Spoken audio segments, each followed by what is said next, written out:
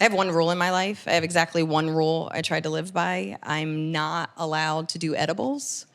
Yeah, I've had it for 10 years. I break it every year. The main reason for that rule is mental illness runs in both sides of my family. So when I freak out, on drugs, it is generations of paranoia. It is a family tree of conspiracy theories. It is a double helix of crazy. So it isn't like, oh no, the cops are coming. It's like, oh God, I think I started Scientology.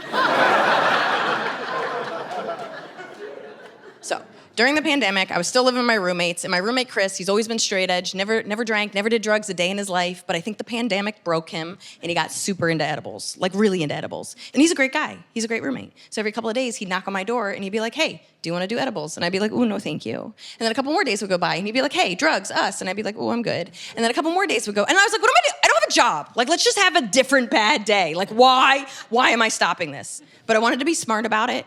It's never been fun. I wanted to have fun.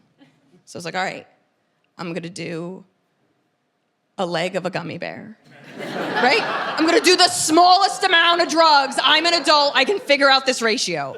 So I do a kneecap of a gummy bear. And then I was like, hey guys, we should watch a movie so I can't get lost in my crazy. So I chose the movie Cats. Yes, sober us knows that's a bad idea. We have to understand, none of us saw the movie. We all just knew it was a bad movie. But I thought it was gonna be like, ha-ha bad, but it wasn't. It was like, ah bad. It was so creepy.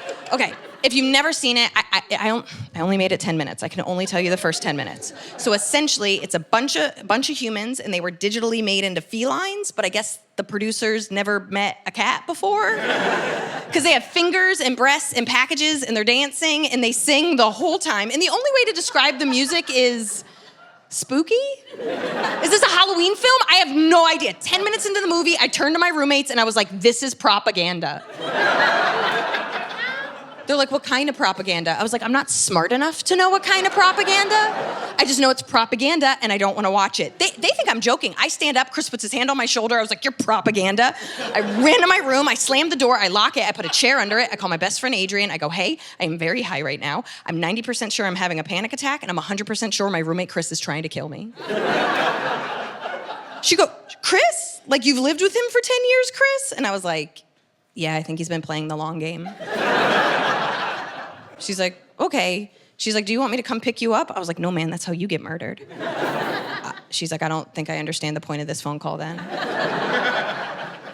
And I was like, dude, I think I have a plan, but I know I'm not in the best headspace. Can you listen to my plan? And if anything sounds problematic, will you let me know? She's like, fine.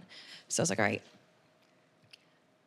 I'm gonna jump out the window. She's like, problematic, Liz! I go, no, I live on the first floor. I've kind of done it before. It's gonna be fine. I'm gonna jump out the window. I'm gonna call Domino's. Whenever Chris gets high, he always calls Domino's. He won't even know he didn't call Domino's. Domino guy's gonna come. I'm gonna stab him. She's like, what? I was like, dude, everybody in New York City gets stabbed. He's fine. My parents are veterinarians. I won't hit a major organ. I'm gonna put on his uniform. I'm gonna go around. I'm gonna ring the doorbell. Chris is gonna be so excited about pizza. He won't recognize it's me. And then I'm gonna stab Chris. She's like, problematic, Liz!